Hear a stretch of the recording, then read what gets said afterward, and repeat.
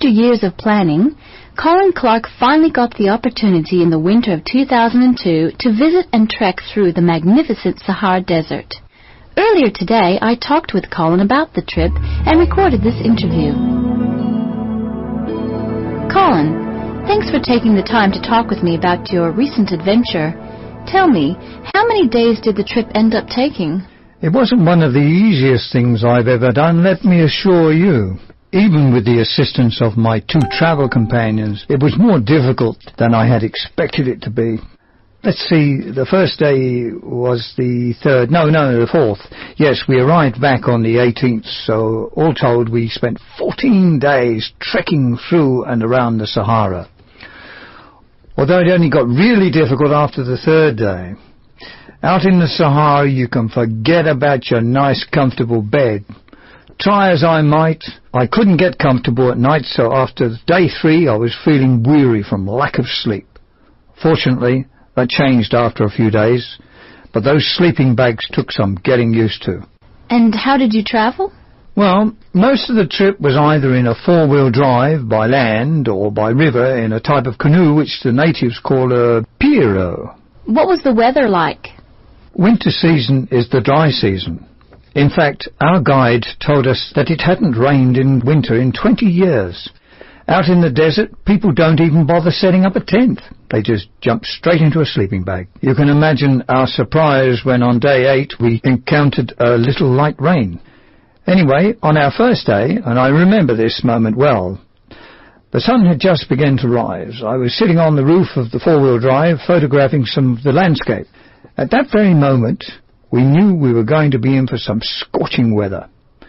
It was only about 8 a.m. and the roof of the car was getting too hot to sit on.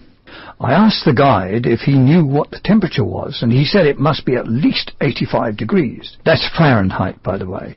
And this was supposed to be the cool of winter. The rest of the trip was pretty much the same, although at night there was a considerable break in the heat. One night I even needed a blanket, which is pretty common at that time of the year, but it was never that cold.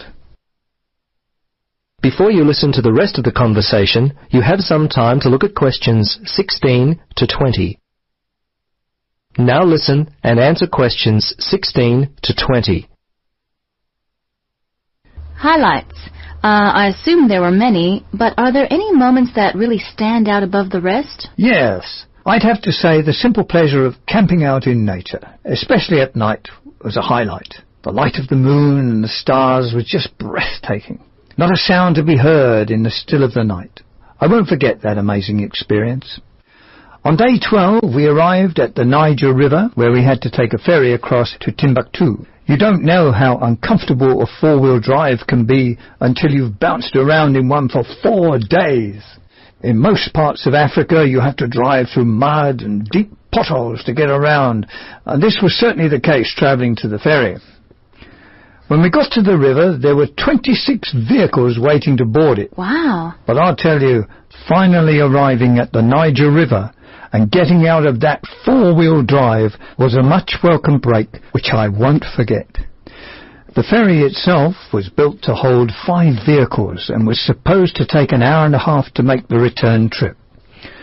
We realized it was going to take a better part of a day to get on the ferry, so we decided to take a pirogue over to Timbuktu with our luggage, which was another highlight for me personally. The pirogue is an interesting form of African transportation. Basically, it's a modest-sized vessel which resembles a dugout canoe. They're a common way to travel a river in that part of the world. They range in size from 2 to 6 person, but they never carry those numbers in Africa. It's not uncommon to see a pirogue built to carry 2 people actually carrying 8 people, or the larger 6-person size with 20 people on board. But it has to be people that don't place a high value on their life. I see.